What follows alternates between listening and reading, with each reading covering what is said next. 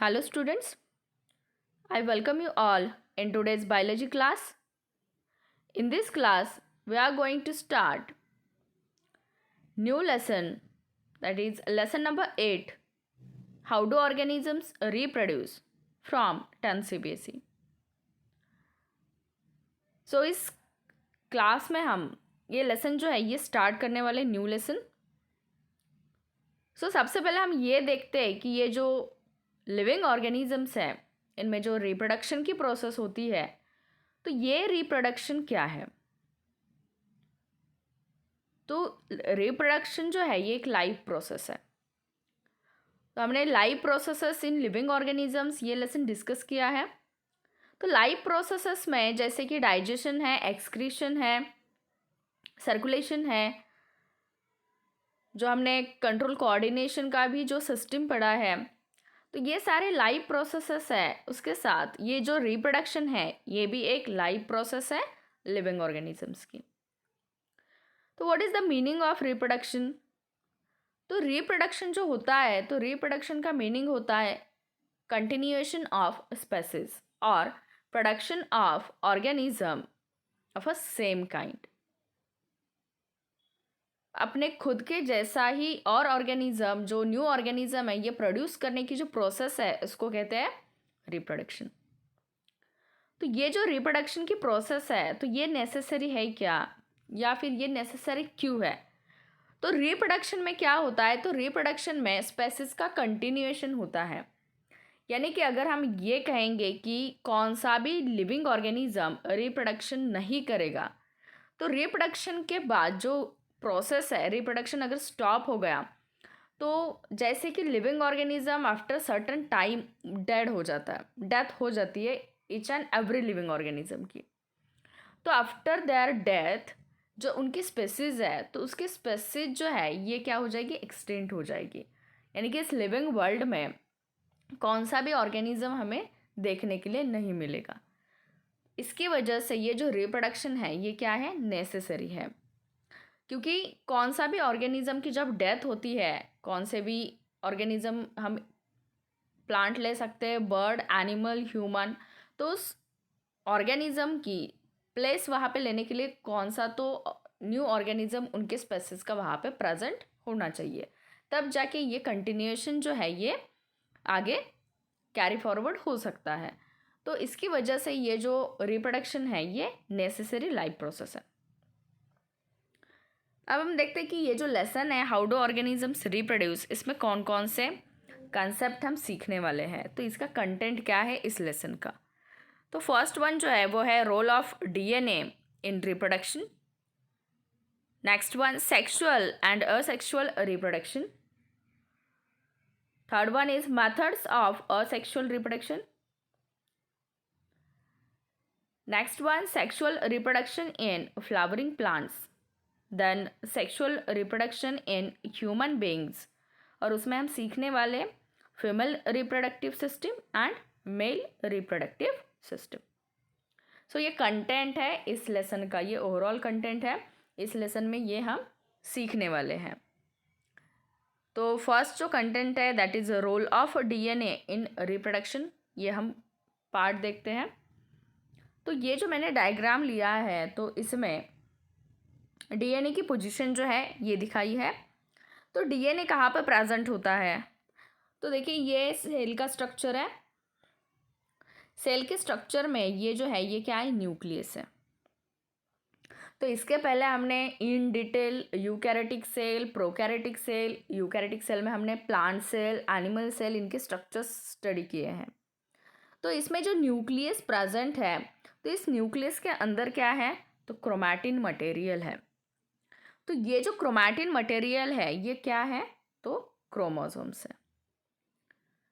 तो ये structure chromosomes का है. अब क्रोमोसोम जो है इसको हम इनलार्ज करेंगे तो हमें क्या स्ट्रक्चर दिखाई देता है, ये ऐसे फॉर्मेशन हमें यहाँ पे दिखाई देता है. तो इसमें क्या है, तो देखिए ये अगर हम इनलार्ज करते तो आपको दिखाई देगा, ये जो आपको यहाँ पे दिख रहा है ये क्या है, हिस्टोन प्रोटीन है. ये क्या है, हिस्टोन प्रोटीन है, जो कि ऑक्टामर होता है. 8 ऐसे प्रोटीन्स प्रेजेंट होते हैं, और इस 8 प्रोटीन्स का जो ऑक्टोमर होता है, तो इसके सराउंडिंग में ये डीएनए का मॉलिक्यूल क्या होता है, बाइंड होता है।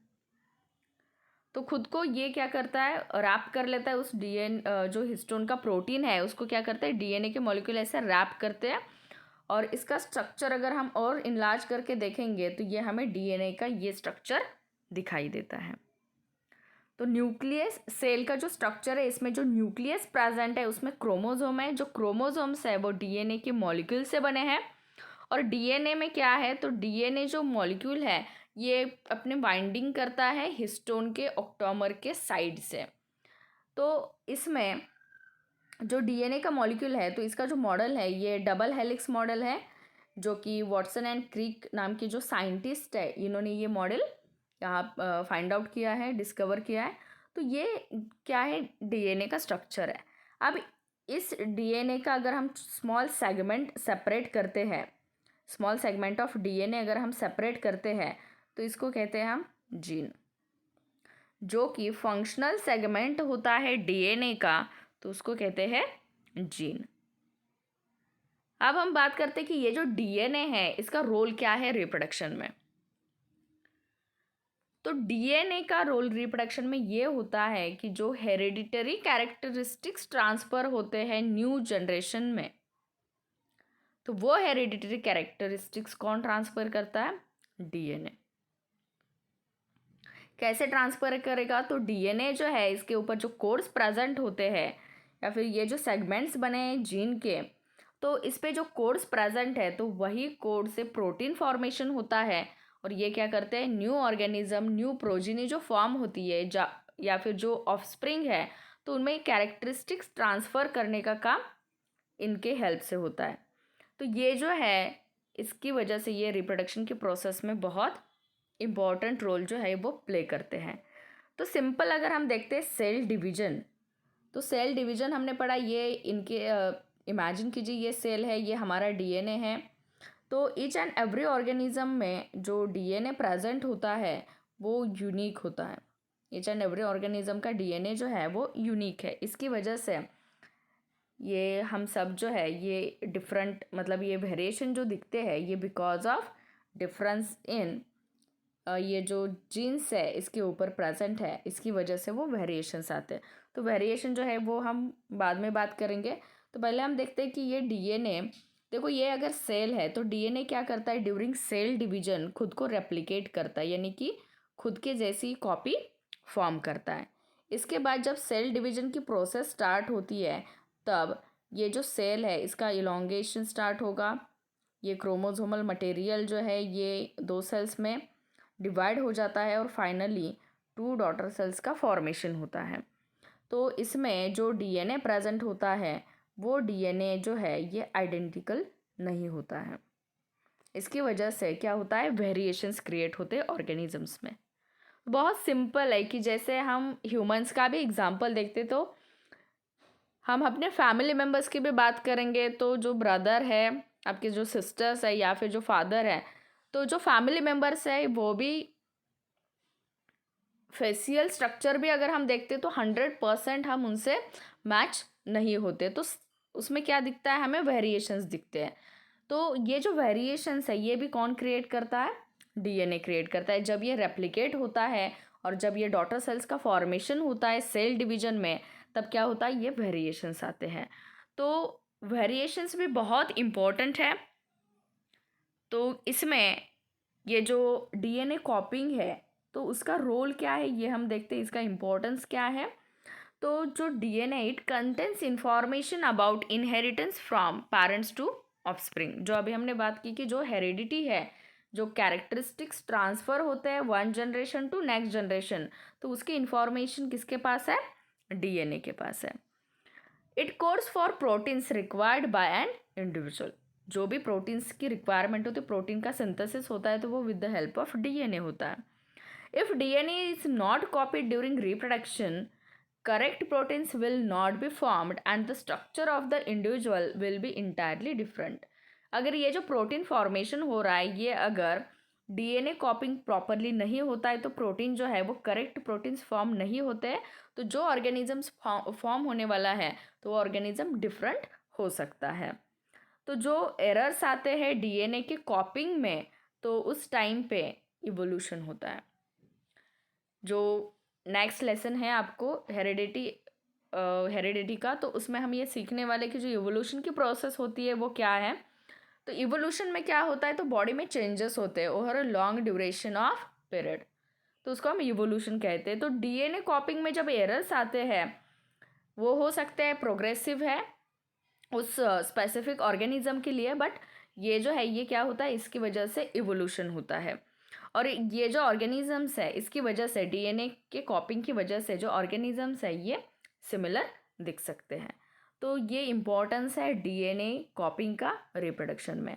अब हम देखते हैं जो वेरिएशन की हम बात कर रहे हैं, तो वेरिएशन इम्पोर्टेंट क्यों है। तो वेरिएशन की वजह से क्या होता है, तो variation it helps to adapt to a changing environment. ये कैसे होता है, तो एग्जांपल अगर हम लेते हैं, कि मैं एक एग्जांपल ले रही हूँ बैक्टीरियाज का। ओके, तो यहाँ पे ये कुछ बैक्टीरियाज है और इसी ग्रुप में हम और एक बैक्टीरिया के यहाँ पे कुछ स्पेसिस यहाँ पे रखेंगे। तो यहाँ पे इमेजिन कीजिए कि ये जो पिंक कलर के बैक्टीरियाज है ये अगर हीट के लिए सेंसिटिव है, हीट के लिए सेंसिटिव है, तो ये जो बैक्टीरियाज है ये हीट सेंसिटिव है। इसका मतलब क्या है, अगर यहाँ पे टेम्परेचर इंक्रीज हो जाता है तो ये क्या हो जाएगी, ये सर्वाइव नहीं कर पाएंगे। तो हीट सेंसिटिव है, इसकी वजह से क्या हो जाएगा, इन केस ये जो एरिया है यहाँ पे अगर टेम्परेचर इंक्रीज हो जाता है, तो ये जो यहाँ पे हमने डॉट ड्रॉ किए हैं, ये जो स्पेसिस दिखाए हैं ब्लू कलर के, तो ये क्या होंगे, यहाँ से ये यहाँ पे सर्वाइव हो जाएंगे, और जो पिंक कलर के हैं वो यहाँ से क्या हो जाएंगे, रिमूव हो जाएंगे, एक्सटेंट हो जाएंगे। क्यों, तो ये हीट सेंसिटिव है, इसकी वजह से ये यहाँ पे खुद को सर्वाइव नहीं कर पाएंगे। तो इसका मतलब क्या है कि जो चेंजेस होते हैं इन्वायरमेंट में, तो ये चेंजेस को हम अडाप्ट कर सकते हैं because of variation. Next one है survival of fittest then occurs as a result of natural selection. तो ये इवोल्यूशन के लिए ही है, जो कि स्पेसिस का कंटिन्यूएशन होता है। तो हमने बहुत सारे एग्जाम्पल सुने होंगे कि जो स्पेसिस एक्सटिंक्ट हो गए, तो एक्सटिंक्ट हो गए इसका मतलब क्या है, वो अभी इस लिविंग वर्ल्ड पे प्रेजेंट नहीं है। तो क्यों प्रेजेंट नहीं है, तो इसमें एक कंसेप्ट आता है कि जो कि है नेचुरल सिलेक्शन का। तो नेचुरल सिलेक्शन में क्या होता है, जैसे ही इन्वायरमेंटल कंडीशंस होते हैं, ज्योग्राफिक कंडीशंस होते हैं, तो वैसे अगर ऑर्गेनिजम्स के बॉडी में चेंजेस नहीं होते हैं तो वो ऑर्गेनिज्म उस कंडीशन में खुद को सर्वाइव नहीं कर पाता है, तो वो ऑर्गेनिज्म वहाँ से क्या हो जाता है, एक्सटिंक्ट हो जाता है। तो उस ऑर्गेनिज्म को अगर वहाँ पे सर्वाइव करना है तो क्या करना है, इन्वायरमेंटल चेंजेस जो है इसके साथ चेंज होना है। तो ये कब हो सकता है, तो जहाँ पे डीएनए जो है या हमारे बॉडी को जो भी कैरेक्टरिस्टिक्स मिलते हैं वो बिकॉज ऑफ डीएनए है, वही प्रोटीन को सिंथेसाइज करता है। तो इसकी वजह से इसमें चेंजेस हो गए, तब जाके हम इन्वायरमेंट में जो भी चेंजेस हो रहे हैं उसको हम अडाप्ट कर सकते हैं। तो बहुत इंपॉर्टेंट रोल प्ले करता है डीएनए रिप्रोडक्शन की प्रोसेस में। तो जो नेक्स्ट कंसेप्ट है वो है सेक्सुअल एंड असेक्सुअल रिप्रोडक्शन, तो वो हम नेक्स्ट क्लास में डिस्कस करेंगे। तो आज के क्लास में हमने रोल ऑफ डीएनए जो है in the process of reproduction ये डिस्कस किया है।